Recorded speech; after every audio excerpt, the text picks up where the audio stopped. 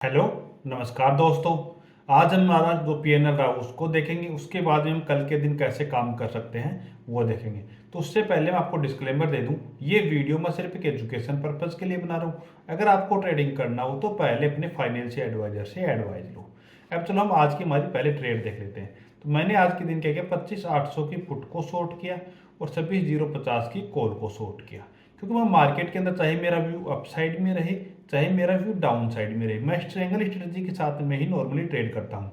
तो वही मैंने किया। तो मार्केट अपसाइड में अच्छा खासा गया, तो यहाँ पे मुझे लगभग 2700 रुपये का लॉस हो गया। तो पुट के अंदर मुझे लगभग 9,100 रुपये का प्रॉफिट हो गया। ओवरऑल मुझे लगभग 6,300 रुपये का प्रॉफिट हो गया। ये तीनों ट्रेड मेरे हेजिंग के लिए बाई किए थे, जिनके अंदर कुछ ना कुछ मेरे को लॉस ही हुआ। तो हेजिंग के लिए हम बाई इसलिए करते हैं जिससे हमारा मार्जिन रिक्वायरमेंट कम हो जाए, अन्यथा हमारा मार्जिन रिक्वायरमेंट ज़्यादा रहता है, इसलिए थोड़ा मार्जिन रिक्वायरमेंट कम करने के लिए करते हैं। ये मैंने 4 लॉट के साथ में ट्रेडिंग किया था और जिसके अंदर मेरा मार्जिन लगभग यूज हुआ था 6 से 7 लाख रुपए के आसपास। क्योंकि बहुत से लोग पूछते कि आप कितने लॉट से ट्रेड कर रहे हो, कितना आपका मार्जिन यूज हो रहा है। तो हेजिंग के साथ में हम करते तो 6 से 7 लाख रुपए हमारा मार्जिन यूज होगा। अगर हम बिना हेजिंग के करते तो यहाँ पे लगभग 10 लाख के आसपास का हमारा मार्जिन यूज होगा। तो आप इस बात का ध्यान रख लेना। अब चलो मैं आपको मेरी ऑर्डर विंडो भी यहाँ पे दिखा देता हूँ थोड़ा, कि मैंने ट्रेड कैसे किए। तो ये मेरी आज की कंप्लीट ऑर्डर विंडो यहाँ पे आप देखोगे। तो मैं नॉर्मल 950 के आसपास से ट्रेडिंग स्टार्ट करता हूँ और जब तक मेरा टारगेट नहीं आता तब तक मैं ट्रेड करता हूँ। उसके बाद में मैं कोई भी ट्रेड नहीं करता हूँ। अब चलो थोड़ा मैं आपको पोर्टफोलियो भी यहाँ पे बता देता हूँ, क्योंकि आप सोच रहे होंगे मैं सेलिंग करता हूँ तो कैसे कर रहा हूँ। तो यहाँ पे आप देखोगे तो मैंने कंप्लीट इन्वेस्टमेंट यहाँ पे कर रखा है। उसको बाद में मैंने सभी को देखोगे यहाँ पे देखो पी लिखा हुआ आ रहा है, तो सभी को मैंने प्लेज कर रखा। प्लेज करने के बाद में क्या होता है, इससे मेरे को मार्जिन फ्री हो गया और उससे मैं ऑप्शन सेलिंग कर रहा हूँ। क्योंकि ऑप्शन सेलिंग के लिए हमें जरूरी नहीं कि पूरा पैसा हम कैश में ही रखें, हम दोनों साइड से रिटर्न निकाल सकते हैं। तो जैसे यहाँ पे आप देखोगे तो लगभग मेरा 12% के आसपास का रिटर्न पोर्टफोलियो से बन रहा है। तो दूसरा मेरा 30 से 40% का रिटर्न मेरा ऑल ओवर स्ट्रेटेजी से बन जाता है ऑप्शन सेलिंग की से। तो इस तरीके से मैं ट्रेडिंग का प्लान थोड़ा यहाँ पे करता हूँ। तो ये आपने देख लिया। मैं आपको थोड़ा फंड भी यहाँ पे दिखा देता हूँ। तो ये मेरा कंप्लीट फंड है। यहाँ पे आप देखो 9,42,000 रुपये का, ये 6300 रुपये और आज ऐड हो जाएगी। माइनस इसलिए दिखा रहा है क्योंकि ये मैंने ऑप्शन सेलिंग किया था, इसलिए माइनस दिखा रहा है। ये देखोगे यहाँ पे जो मैंने हेजिंग कर रखी है उसका मार्जिन यहाँ पे आ रहा है। अब चलो हम देख लेते हैं कि कल के दिन हम कैसे काम कर सकते हैं। तो सबसे पहले हमने आज के दिन यही बताया था कि ये रजिस्टेंस अगर इसको ब्रेक करेगा तो मार्केट में अपसाइड में अच्छी खासी रैली आ सकती है, लेकिन ये बहुत नीचे से आया। डाउन से आने के कारण ये रैली हमारी अपसाइड में नहीं है, क्योंकि पहले से ही 25,880 के आसपास से मार्केट आया। तो यहाँ पे आप देखोगे तो लगभग यहाँ पे 120 पॉइंट की रैली ये हमारी मिस हो चुकी थी। उसके बाद में मार्केट ने ब्रेकआउट किया, फिर वो यहाँ पे रीटेस्ट किया और अपसाइड में गया है। तो ये ट्रेड हम एक मान सकते हैं। उसके अलावा हमारी आज के दिन कोई भी बेस्ट ट्रेड नहीं थी।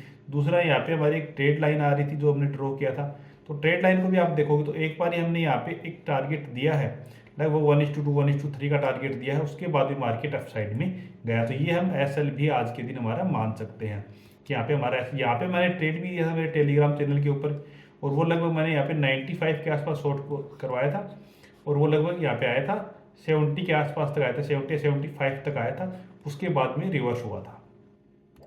अब कल की बात करें हम कि कल के दिन कैसे काम कर सकते हैं। तो पहली बात तो ये हमारा जो रजिस्टेंस था ये हमारा सपोर्ट बन गया है।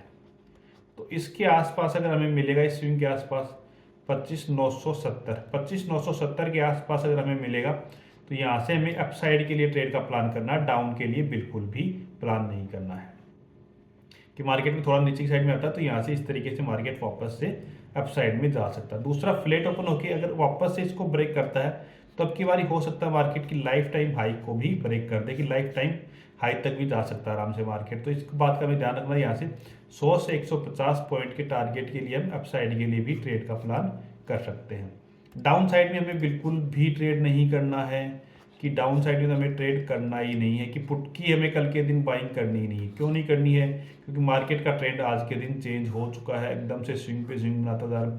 हम ट्रेंड के हिसाब से चलेंगे तो हो सकता है जिस दिन ट्रेंड चेंज होगा उस दिन हमें प्रॉफिट नहीं मिलेगा, लेकिन बाकी दिन हमें एक अच्छा प्रॉफिट मिल सकता है। इसलिए हमें ट्रेंड के साथ में चलना चाहिए, कभी भी बिना ट्रेंड के नहीं चलना चाहिए।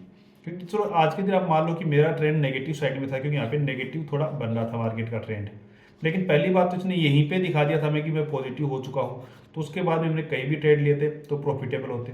वहीं अगर कल इस तरीके का कोई ट्रेंड बनाता है तो फिर आप नेगेटिव साइड में आ सकते हो सेकंड हाफ के अंदर।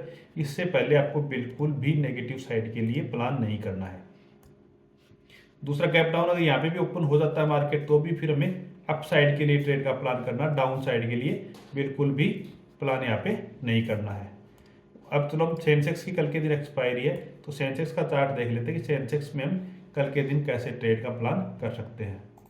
तो सेंसेक्स का हम चार्ट यहाँ पे ऊपर कर लेते हैं। सेम रैली आई है सेंसेक्स के अंदर भी, जैसी निफ्टी के अंदर आई है वैसे ही सेंसेक्स के अंदर भी रैली आई है। तो पहली बात तो हमें जीरो टू हीरो ट्रेड का प्लान बिल्कुल भी कल के दिन नहीं करना है सेंसेक्स के अंदर।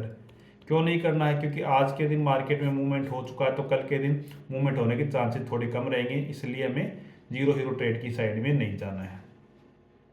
मार्केट अगर हमें यहाँ पे मिले 85,000 के आसपास तो इससे ऊपर की हमें कॉल को सेल कर देना है, इससे नीचे की हमें पुट को सेल कर देना है। मार्केट इस रेंज के अंदर रह सकता है और इस एरिया में हमें करना है तो हमें दोनों साइड के ऑप्शन हम जीरो कर सकते हैं, क्योंकि आज के दिन मूवमेंट हो चुका है तो कल मार्केट रेंज में रहेगा तो यहाँ पे एक प्रॉफिट और प्रोबेबिलिटी के चांसेस थोड़े से ज़्यादा हमारे बन रहे हैं, क्योंकि डिके भी कल के दिन एक्सपायरी है तो बहुत ज़्यादा आएगा।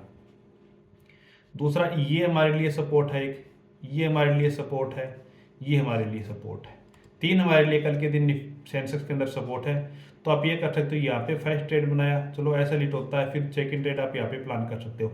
दो ट्रेड से ज़्यादा अप साइड के लिए आपको प्लान बिल्कुल भी नहीं करना। अगर फ्लैट ओपन होकर यहाँ से निकलता है तो भी आप अप साइड के लिए ट्रेड कर सकते हो। अप साइड में अगर आपको ट्रेड करना हो तो कल के दिन स्प्रेड के साथ में ट्रेड करें, मतलब हैजिंग के साथ में ट्रेड करें। बिना हैजिंग के ट्रेड बिल्कुल भी नहीं करें। हैजिंग के साथ में आप ट्रेड करोगे तो आपका रिस्क रिवार्ड मेंटेन रहेगा, आपको प्री डिफाइंड रहेगा कि आपको लॉस कितने होने वाला है। तो इस तरीके से आप कल का प्लान कर सकते हो। अगर आपको वीडियो पसंद आए तो चैनल को सब्सक्राइब कीजिए। Okay, thank you.